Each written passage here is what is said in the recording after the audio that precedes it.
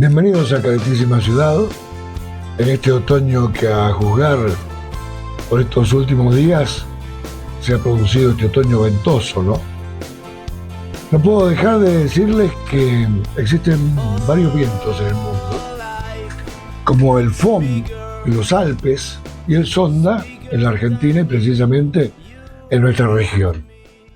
Bueno, estos vientos han sido estudiados por su relación con el bienestar humano. El denominado efecto Fohn o Fohn toma su nombre alemán de un viento característico en el norte de los Alpes, pero en Andalucía tenemos vientos locales como el terral o el levante que también obedecen al efecto Fohn. Como resultado de subir y bajar una barrera montañosa, el viento llega al otro lado recalentado y reseco, hasta el punto de poder ser dañino para las cosechas, poner nerviosos a los animales o incluso dar dolor de cabeza. Y los vientos fuertes y secos suelen aumentar la carga de iones positivos en la atmósfera. Algunos estudios sugieren que esto podría provocar irritabilidad, dolores de cabeza, ansiedad o fatiga en personas con meteorosensibles, sobre todo. El ruido constante del viento fuerte puede elevar los niveles de cortisol, que es la hormona del estrés, y esto dificultaría el desarrollo del descanso normal y profundo.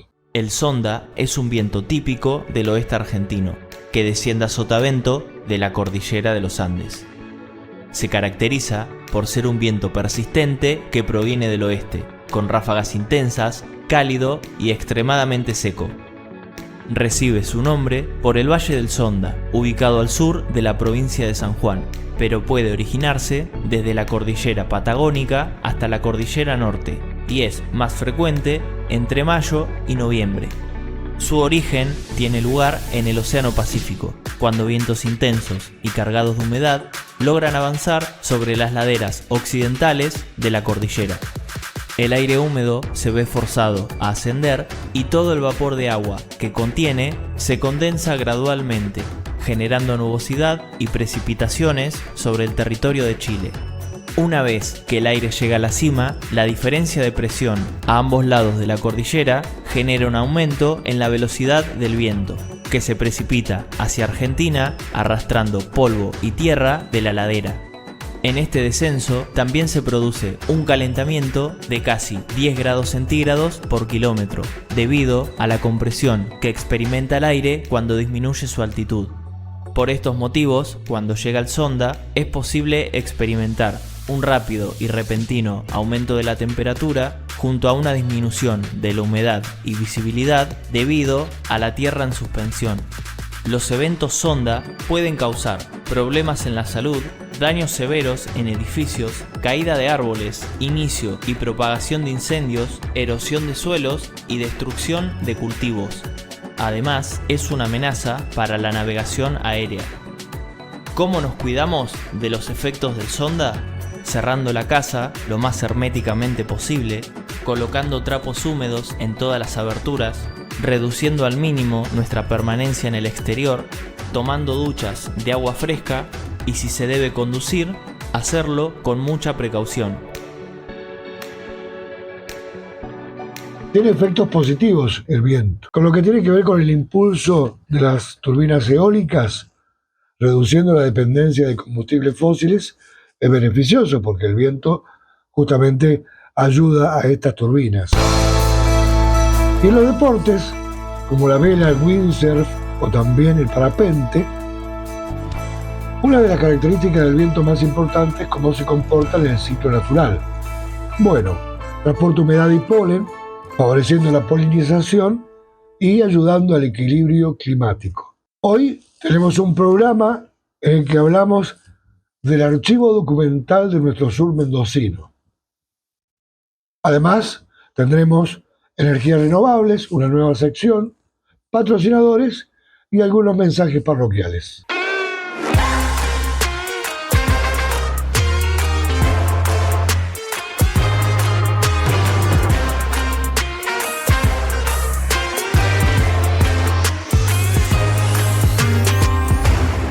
Hoy hablamos de una serie documental que consta de 4 capítulos, cuyo eje central aborda la memoria histórica de San Rafael, centrándose en la década del 70 y los hechos ocurridos durante la última dictadura militar en nuestra ciudad. Como cualquier otra persona, como cualquier otro sanrafaelino, yo tenía más o menos la misma impresión que todo el mundo, o los comentarios que me habían llegado eran los de todo el mundo, y tenía esa impresión de que los que habían estado detenidos o los que estaban desaparecidos era porque algo habían hecho.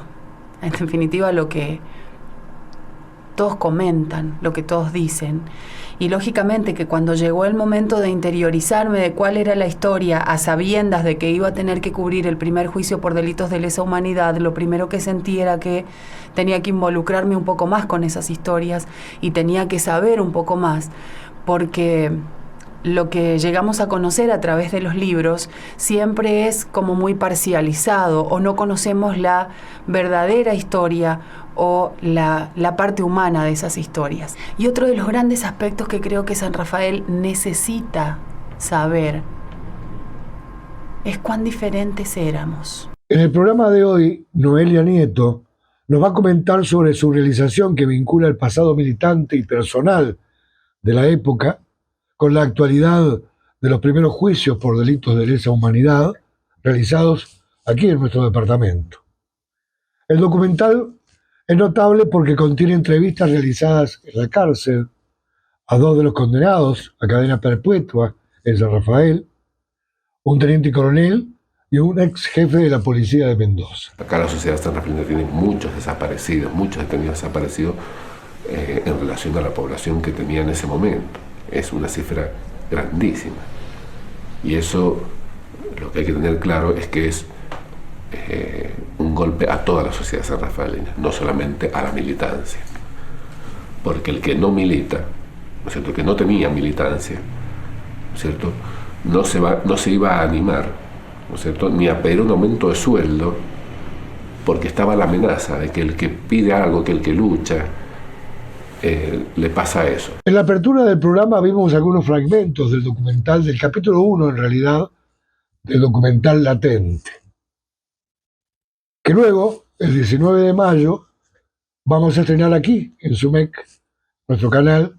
En la lista de documentales va a estar Latente, los 4 capítulos disponibles para aquellos que no han tenido oportunidad de verla, y es una serie que, bueno, refleja de alguna manera el impacto de los hechos que tuvieron en la sociedad sanrafaelina los juicios que ayudaron de alguna manera a sacar a la luz una historia que, como indica el título, siempre estuvo latente. Y como todo trabajo, llevó su tiempo. El comienzo de la idea comenzó en la elevación a juicio. Hicieron en la FECAI, el Ministerio Público Fiscal hizo como una conferencia diciendo que se iban a hacer los juicios de lesa humanidad.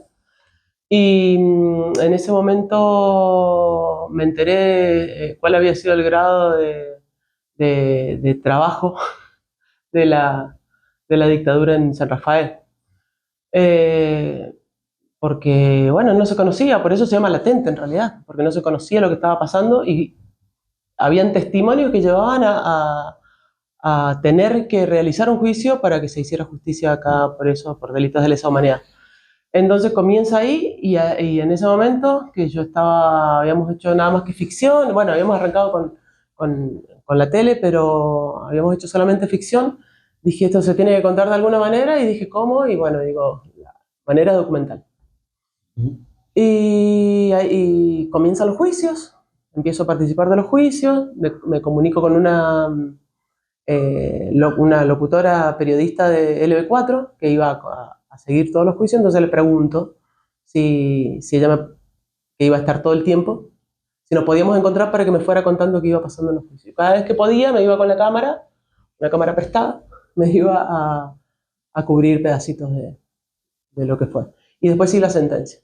Y ahí surge la idea de hacer el documental sin tener idea de dónde, con qué lo íbamos a subvencionar, pero bueno, era una historia que había que contar. Y salieron ese mismo año la convocatoria para los primeros, el primer fomento para series documental del Instituto de Cine.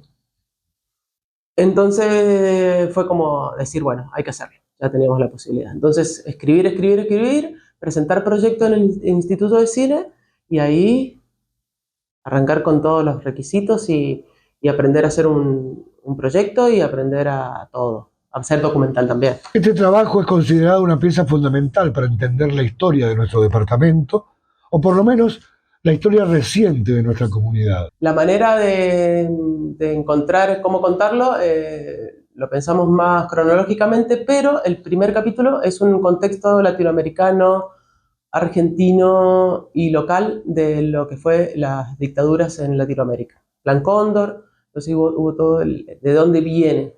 Uh-huh. Después el segundo capítulo ya nos abocamos estrictamente a San Rafael, cómo era la militancia en San Rafael, quiénes eran los grupos que eran perseguidos, por quiénes. Y el tercer capítulo es dictadura, ya, a partir del 24 de marzo. Ahí hay todo lo que se vivió durante la dictadura, y el cuarto capítulo, la búsqueda de justicia y los juicios de lesa, los primeros juicios de lesa. Es un documental muy testimonial porque no había mucho archivo. Las personas que habían sufrido la persecución, la detención y la desaparición de familiares y los que habían sobrevivido, ellos habían tenido que eliminar todo tipo de fotografía de sus familiares, libros. Entonces había muy poco material audiovisual también, porque Canal 6, que era el canal local, se habían quemado todos los archivos también. No había ningún tipo de archivo de nada. Entonces son muy testimoniales y son las personas las que cuentan, las personas que lo sufrieron, las personas que fueron también víctimas y victimarios, están también ahí. Muy típico de la época, ¿no? Muy típico de la época, claro. El miedo llevó a eso. Un miedo que era terrorismo de Estado, tiene que ver con eso, es con el miedo por lo que te pasó y el miedo por lo que contaron que les pasó a otras personas. O sea, de eso se alimenta la dictadura acá en Argentina. Y cada nombre que sale sin querer está involucrado de alguna manera. A ver, en los juicios hay una persona que era ingeniero, que dice cuando lo fueron a detener a la casa, era peronista, lo fueron a detener a la casa, le llevaron un libro que era sospechoso porque era, el título era Cuba electrolítica. Bueno. Porque decía Cuba, ya el tipo también era sospechado, ¿entendés? Sí. O la persona. Era como decir bomba. Claro, Cuba era la revolución en ese momento, era el culpable de todo esto. Nos basamos específicamente en las cuatro víctimas del primer juicio. Después en los otros juicios nos conocimos otras historias. Estas 4 personas pertenecían al peronismo, a la JP, militantes de barrio, militantes que eran eso. Uno que era secretario de Martínez Vaca, que fue gobernador en el 73. Y bueno, la investigación fue profunda. La cantidad de grabación que tenía, la cantidad de horas de grabación eran 52 horas, 2 cámaras de 52 horas, que tenía que quedar después en 1 hora y media. Entonces fue, y ver que no solamente pensar qué dejabas, sino qué sacabas de toda esa información, porque no era una información. Yo lo que estaba buscando era escuchar a las personas, porque la historia ya la conocemos un poquito, pero no conocíamos a las personas, y esas personas nunca lo habían expresado. No lo habían expresado porque tenían miedo, no le habían contado a sus hijos. Hay un testimonio donde dice que no estaba tan contento esta víctima, que tenía 17 años en el momento que se lo llevan preso, y estuvieron él, sus hermanos, tiene un hermano desaparecido, estuvo 9 años de acá para allá preso, hasta terminar en Buenos Aires preso, por ser militante en la Constitución, militante de base, muy de base, 17 años tenía. No estaba tan contento porque le tuvo que contar a sus hijos lo que le había pasado. Le tuvo que pasar de la tortura, le tuvo que contar le tuvo que contar de la tortura, le tuvo que contar que estuvo preso, le tuvo que contar un montón de cosas, y ahí la familia también terminó de entender algunas cosas, y la sociedad misma, creo que después de los juicios, terminó de entender cuál es la base tan conservadora y rancio que podemos llegar a tener en esta sociedad. Por suerte tenemos de la otra, pero porque una dictadura así no va a funcionar y no va a ser tan fuerte como fue si no habían civiles que lo estaban ahí acompañando o tapando o no queriendo ver también, porque eso también es así. Sí. O sea, teníamos el centro clandestino más importante de San Rafael, estaba en el Palacio de Justicia, donde todo el mundo ha ido a hacer un trámite. Entonces lo tenés en el sótano, calabozos donde habían personas detenidas durante meses, hacinadas, porque habían 20 personas yo los conozco, los calabozos, y son la mitad de esta habitación, y la gente pasaba por ahí todos los días, está Independencia y Emilio Civil, al lado de Bomberos. Entonces, ¿cómo no te enterabas? Con la cantidad de personas que trabajaban ahí. Entonces, como te das cuenta que bueno, había todo un sector de la sociedad que no quería saber, que no lo veía, y otro No, que no sector te metas. el no te metas, el miedo mismo, lo que te decían las noticias, también quiénes eran las personas que desaparecían, supuestamente eran todos tirabombas. Y después, por ejemplo, en el documental, el jefe de la policía de la Regional 2, Ruiz Ope, él lo dice en el documental, dice, la policía ponía las bombas para enmascarar y decir que eran los grupos armados en Mendoza, porque no había en Mendoza grandes grupos armados, ¿eh? Y además habían sido ya diezmados antes de que empezara la dictadura, porque en plena democracia la AAA había ya perseguido y había desarmado un montón de núcleos de organizaciones que sí eran armadas o que eran más revolucionarias. O sea, lo que quedaba era eso, generar el terrorismo para que eso no volviera a pasar. Exacto. Entonces todo eso es como decidir en el documental qué de todo eso contás y qué de todo eso no contás. Me imagino que fue muy difícil cercenar de alguna manera un montón de material. Sí, y organizarlo también. Porque la inexperiencia, que uno también... Y el género documental era. es difícil. El género documental es difícil, tenés que decidir qué contar de todo eso. Yo prefería encontrar lo humano de las personas y no el dato. Eso, entonces requería un cierto, en la entrevista, vos conocés bien, necesitas un rato de charla para poder ahondar, y más en este tipo de temas, donde hay mucho dolor, donde hay mucha tristeza, donde nadie se abre tan fácilmente para contarlo. Fue una época Entonces, dolorosa, además. fue claro, y es recordar eso que no querían recordarlo, porque muchas personas no querían recordarlo también. O no podían recordarlo, no que no querían quizás. Donde la vida de una persona no valía ni la pitada de un cigarrillo, porque realmente la situación fue muy grave. El que no sintió el terror en esa época es un mentiroso. Yo sentí temor. Sacar lo que me parecía que podía ser importante, pero también me parecía que lo otro. Entonces, bueno, era un trabajo con el editor, sentarnos muchas horas a editar. ¿Cuánto tiempo demandó? Y demandó aproximadamente, fueron como 2 meses de grabaciones, donde grabamos 3 días a la semana aproximadamente, un mes y medio más o menos.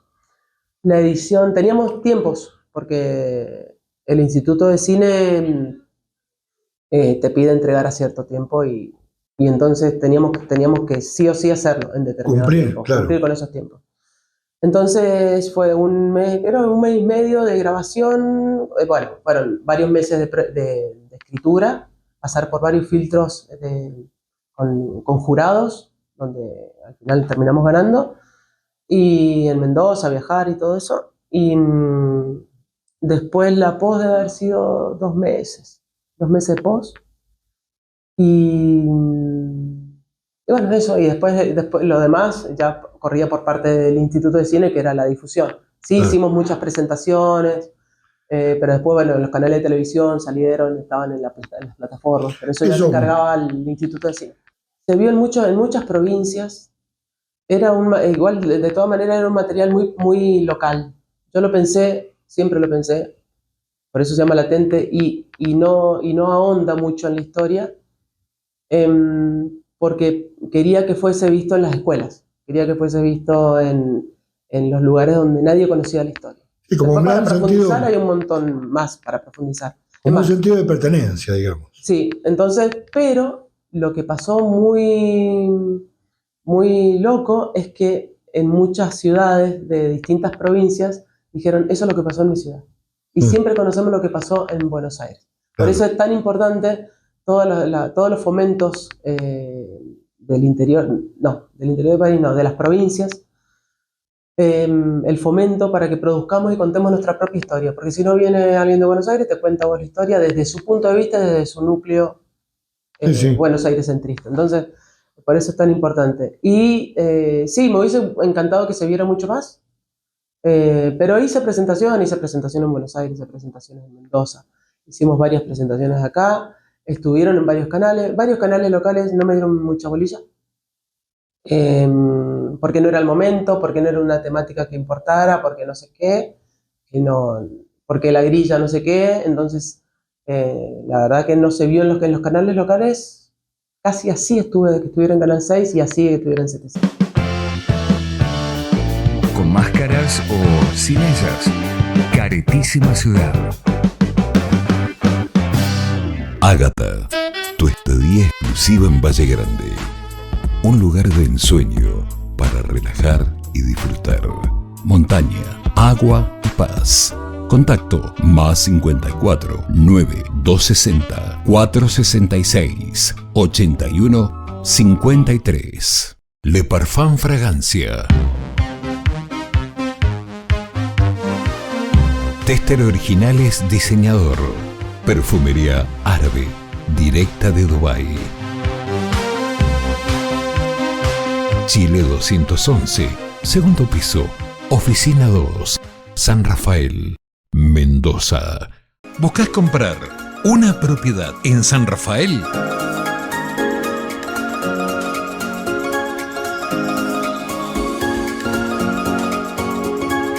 MGN, María Graciela Núñez, Negocios Inmobiliarios.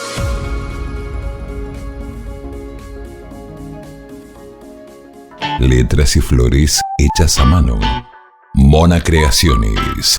Centros de mesa, souvenirs, fiestas, consultas y diseños. 264 06 26 07. Con máscaras, con caretas o sin ellas. Caretísima ciudad. Una mirada sin máscaras.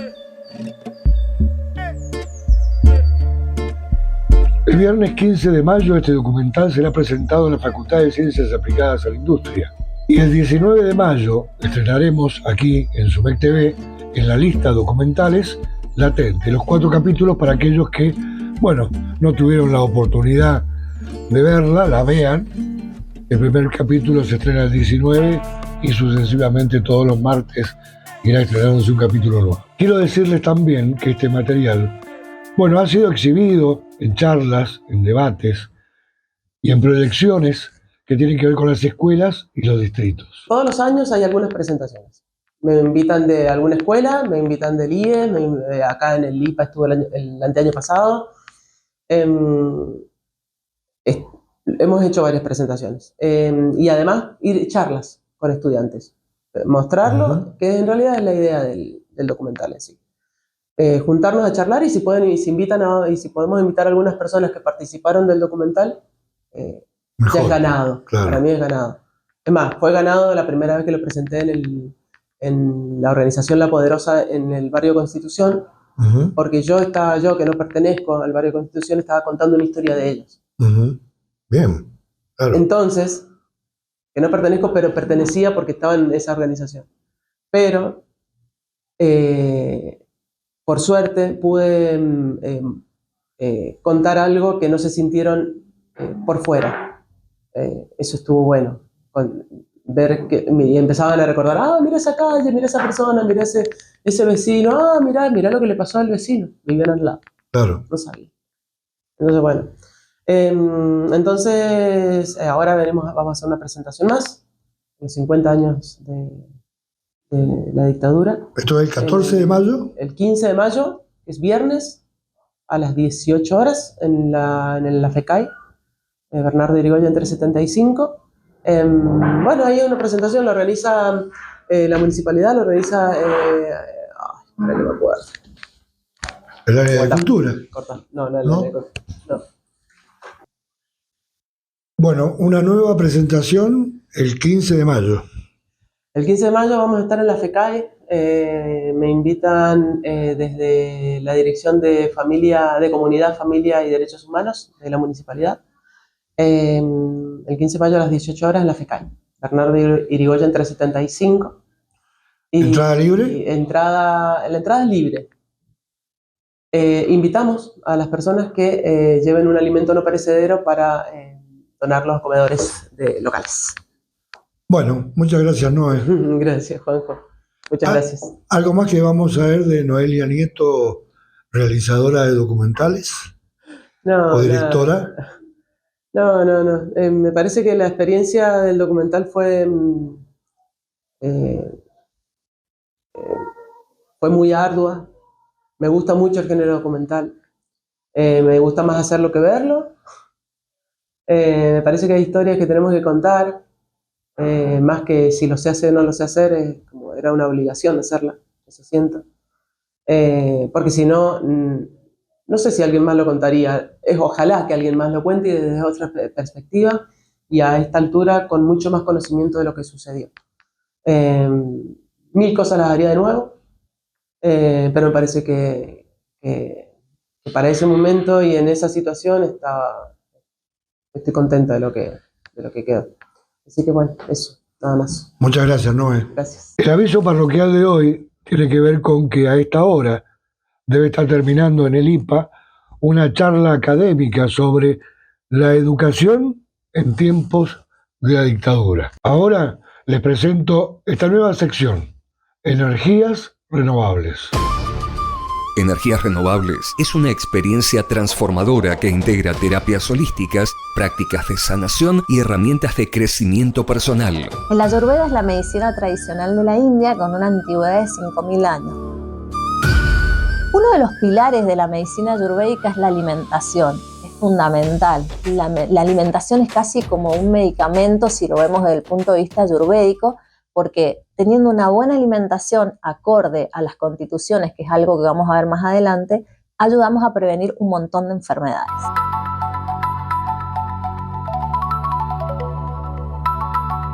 Para entender la alimentación ayurvédica vamos a tener que entender también en qué teoría se sustenta el Ayurveda. Una de las teorías más importantes es la teoría de los 5 elementos o los Panchamahabhutas, que es el nombre en sánscrito, donde nosotros vamos a tener 5 elementos que son los que van a constituir a los seres y a todas las cosas, a todos los seres vivos y las cosas que hay en el universo, ¿sí?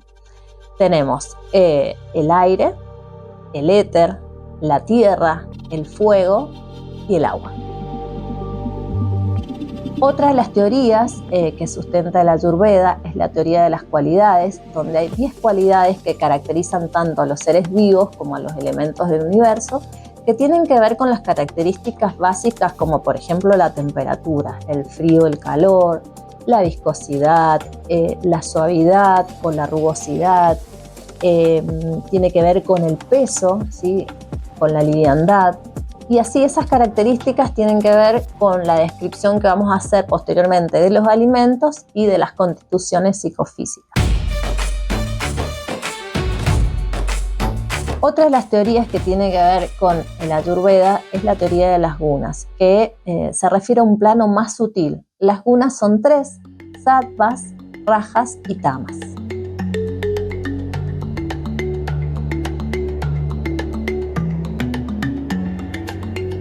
Y la teoría de los doshas, que es otra de las teorías muy importantes en el Ayurveda, es la que nos sirve para dar un diagnóstico de la constitución psicofísica de la persona y con eso podemos indicar la alimentación ayurvédica adecuada. Es decir, que nos permite conocer cómo es física y mentalmente una persona para seleccionar los alimentos adecuados. Hay 3 tipos de dosha, uno es vata, el otro es pita, el otro es kapha, que a su vez, según el porcentaje en el que se presenta en cada persona cada dosha, vamos a tener su constitución. Puede que tenga casi un 80% de un solo doya, puede que tenga 50 y 50 de dos doyas diferentes, o puede que tenga un 30% de cada doya. Hay diferentes formas de combinación del doya que eso nos los va a decir el análisis que hagamos de esa persona en función de sus características. Energías renovables, terapias holísticas y bienestar integral. Energías renovables, tu fuente de equilibrio, salud y energía positiva. Caretísima Ciudad. Le Parfum Fragancia. Tester Originales Diseñador. Perfumería árabe, directa de Dubái. Chile 211, segundo piso, Oficina 2, San Rafael, Mendoza.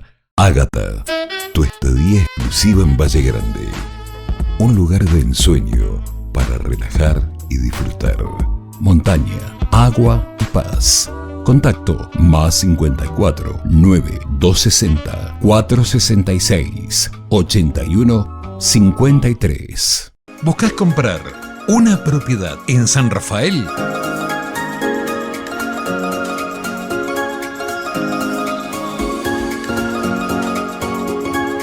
MGN, María Graciela Núñez, Negocios Inmobiliarios. Letras y flores hechas a mano. Mona Creaciones. Centros de mesa, souvenirs, fiestas, consultas y diseños. 264 06 26 07. Con máscaras, con caretas o sin ellas. Caretísima Ciudad. Una mirada sin máscaras. Y es todo por hoy. Nos vamos, no sin antes adelantarles que mañana se estrena un nuevo capítulo de Placeres de la Lectura, donde nuestra colaboradora Graciela Berti entrevista a Carlos Moreno, un escritor local, bueno, mañana a las 22. Y para terminar, el aviso parroquial viene para ayudar al Iris en esta campaña de un sorteo que están haciendo para, bueno, a refaccionar el techo, que realmente necesita un arreglo. Para esto, sus directivos intentan con una rifa recaudar los fondos.